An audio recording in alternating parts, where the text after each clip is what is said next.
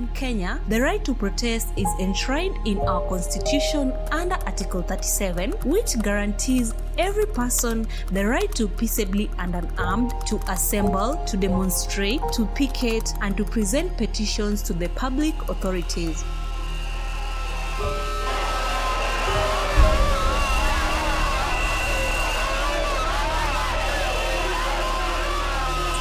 As the sun rises over Kenya, a restless energy fills the street, driven by the discontent of a generation facing unprecedented economic pressure. These young voices, dubbed Generation Z, are challenging a status quo that has left them grappling with the soaring prices, dwindling opportunities, and a future that feels increasingly out of reach. This is the story of a new generation's fight for economic justice, ignited by a harsh reality of the high cost of living. When we think about the prayer in the national anthem, when the song was coined, the British flag, the colonial flag was coming down, and the Kenyan flag was going up, the symbol of victory. The song in the national anthem is actually a prayer that plenty be found within our borders. Justice be found, be our shield and defense. So what is justice? Justice is recognizing that I have something and I can use it to give it to everybody. The members of the public have been trying to raise this concern. Then we have always felt like the political leadership, the leaders who are there, have always been ignoring us. They have been doing as they wish. We've had them increase fuel. We've had them introduce new taxes like the housing levy. Almost everything was going up. Our target was that how can we put pressure on the government to ensure that the finance bill is sensitive to the lived realities of Kenyans.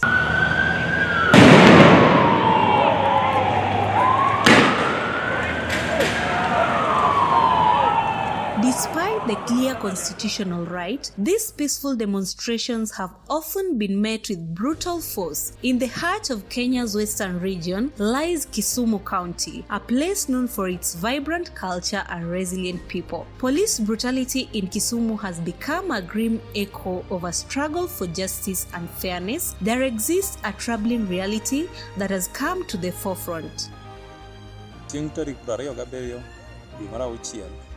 Higa magana ariyo prariyo gang'wen kasa abiriyo kanadok ot naromo gi jal moro e bath yo ka jonjore goyo, to I was the last person mana onyalo neno.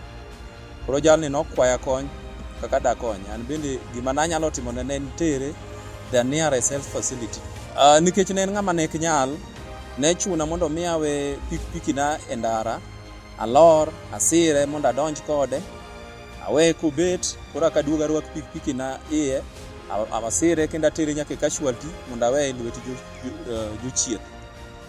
To kuom how marach ne wawinjo king'ora ma police ma gach police koa malo yo police dog, to kane gichopo ka gichomre gi rangach matin mar Obama madonjo Jaramogi Oginga Odinga Teaching and Referral Hospital, to kanye mana po ka an piny.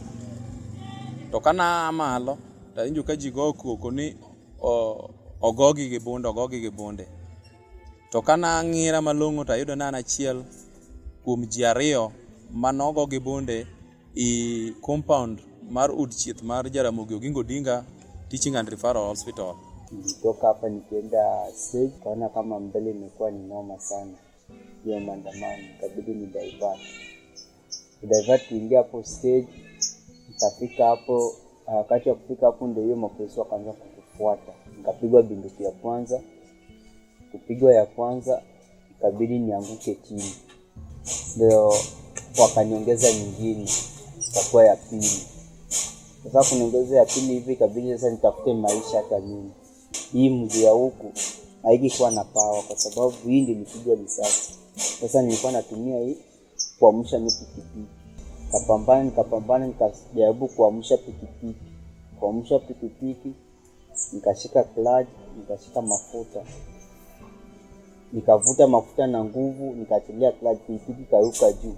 Kutoka mbio ndio sasa nikashambuliwa ya yule. They came in numbers. There were almost more than 10 police officers. Some wore civilian, while others had police uniform. They came, bundled me in the Land Cruiser, tortured me. All my body parts, almost all of my body parts are in pain.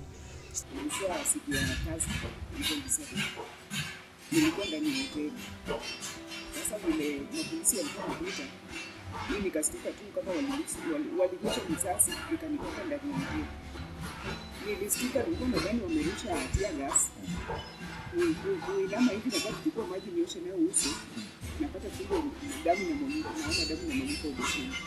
In the recent protests, we recorded 38 cases of police brutality and 2 cases of death, which infringe on the right to life on Article 26 of the Constitution of Kenya. We were also able to document 2 people who succumbed to bullet wounds and 2 more people who were killed by rowdy goons in the course of the protests. The scenes of inhumane treatment during these protests are a stark violation of human rights. Tear gas, water cannons, and batons have become the tools to silence the voices of the people. Our experience also has been that there is a threat on lives of human rights defenders and activists who participate in these processes.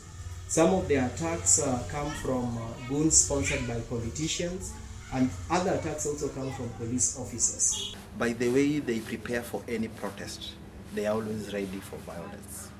And when we act in an active non-violence manner, they don't know what to do. So the only way to ensure that they stop people from ventilating is to use violence, because that is the instruction they get.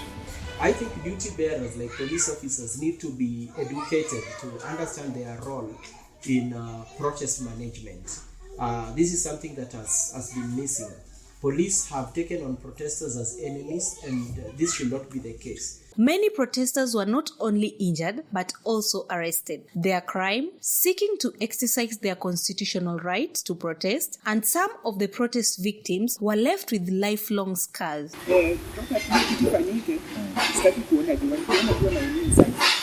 Kitu ya kukula sahii ni balaa, kwa sababu mimi ndo natafuta, na kama mimi ndo natafuta, hakuna vile sasa itabidi mimi nitoke na mimi nimevunjika mguu.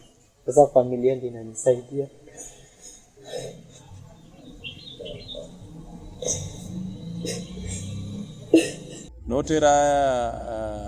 Notimna chieth duto mane nyalo x-ray moyud ni nogoya lisas 2. Machiel nomoki tok bada, achiel noringo kabir notucho bada makora achich. Giduto ne gidonjo gi bada makora achich, achiel nomoki tok bada, achiel noringo kabiro yo kakora. Kamano ajuoke makanyo nowacho ni achiel no ema ni nyalo gol manodhi e tok bada, but manobire bada ka makora manobire ka e kora to ne giwacho ni ibro timni CT scan mondo kora kone kad gole kata kok nyal gole nikech giwacho no chiegni gi vein. We've seen that now people have lost confidence in institutions more than before, from the political leadership to government institutions like the police, the commissions like IPOA, and CHR. This has also somehow made them a little bit ineffective because people don't know who to trust. There was no case file. It is sad because 24 hours had elapsed and no thorough investigation had been conducted. What came out from Your Honor, the judge, rather the magistrate, is that I was arrested unlawfully. Ka police ok na report, podan gi luoro ma dhi report ka police, nikech ng'ama nogoya lisas en police. To ng'ama dhi report no, en ng'ama noorogi, en ye jatend piny. Koro kama dhi report ye police ni tama, nikech aluon kata ka dhi station kanyo, onge kaka tanga dhi report police kuom police wadgi.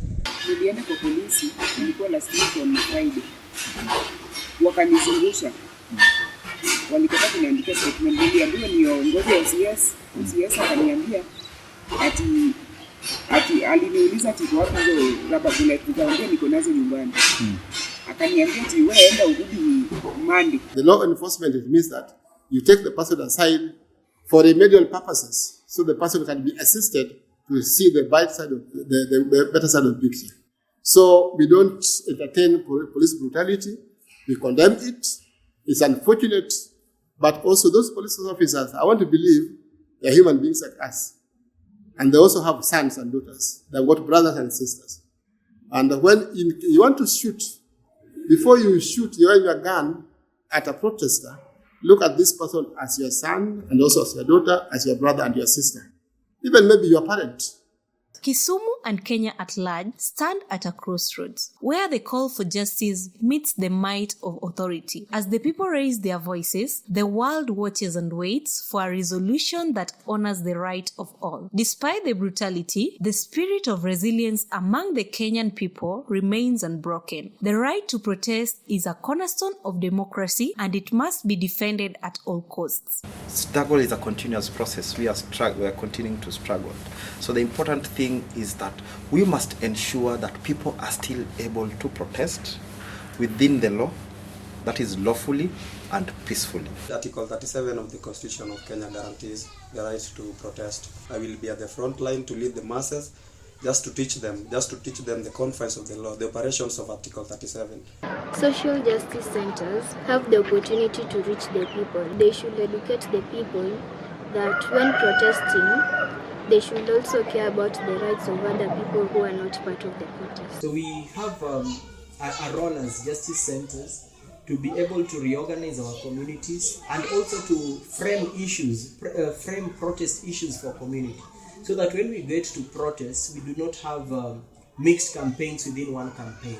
We are very strategic and deliberate about what we want to achieve. Remember, our strength lies with our numbers. The more we are, the more united we are, the greater our chance to, overpowering or rather bringing revolution to this crooked system. We will find ourselves out. We are leaderless, we are faceless, we are tribeless, we are classless. We are the people of Kenya who are out to make change. This is not just a fight for the right to protest. This is a fight for the soul of our nation. We must stand together to ensure that every voice is heard and every right is protected. The Silent Cries, The Right to Protest in Kenya, a documentary dedicated to the brave souls who stand up for justice, equality, and human rights.